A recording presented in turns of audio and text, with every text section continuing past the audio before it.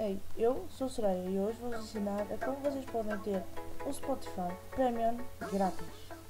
Agora vocês vão na descrição, vai lá estar um linkzinho, vocês vão abrir esse link, vão aguardar um bocadinho, aqui aguardam 5 segundinhos,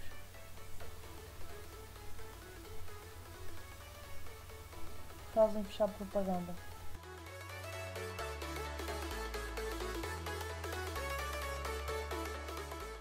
Estou aqui para encontrar as reviews, vocês vão dar aqui um clique aqui e depois vem onde diz que charger ou download ou baixar. Clica e automaticamente o download vai iniciar. Então aqui já temos o download efetuado, vamos dar um clique direito e vai extrair tudo. Aqui clicam só, podem deixar que sem extrair e automaticamente vai-vos abrir uma pastazinha com os dois arquivos de instalação, aqui do Google Chrome e da extensão. Então depois de ter instalado o Google Chrome, abrindo então o Chrome, o que é que vamos fazer? Vamos aqui à nossa pasta, vamos aqui nesta extensãozinha e arrastamos e deixamos. Aqui fazemos adicionar a extensão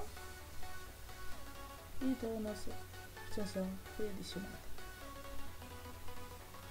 Clicamos aqui neste íconezinho.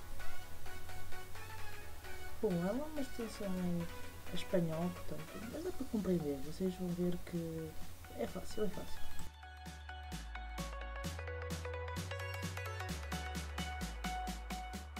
Vamos então ver o que tem. Aqui tem a reprodução, não é? Aqui em busca, podemos buscar alguma música, no caso aqui não são freitas. É só aqui um barulhinho de seguidores por aqui a tocar. Eu vou tirar a música por causa dos direitos, mas pronto, esperem ver que está a dar. Aqui vocês podem adicionar a uma playlist, no meu caso eu vou aqui criar uma, pode ser do nome Kizomba. E é só dar um enter e depois clicar onde diz Kizomba automaticamente. Se viemos aqui à parte da playlist, podemos ver então aqui Kizomba com uma música da nossa playlist. Aqui vocês podem reproduzir todas. Eu vou adicionar mais uma ou duas para vocês verem.